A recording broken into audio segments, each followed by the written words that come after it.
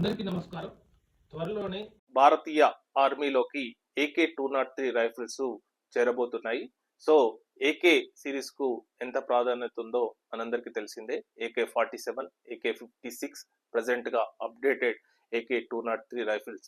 ఇది నిమిషానికి దాదాపు 700 బుల్లెట్స్ ను వెదజల్లుతుంది. సో దీన్ని ఎంత అప్డేటెడ్ వర్షన్ గా తయారు చేశారంటే, ప్రెసెంట్ గా ఇది తయారు చేసింది భారతదేశంలోని ఉత్తరప్రదేశ్లోని కోర్వాలో ఒక జాయింట్ వెంచర్ గా, అంటే Indo Russia joint venture factories దీన్ని రెడీ చేయడం జరిగింది.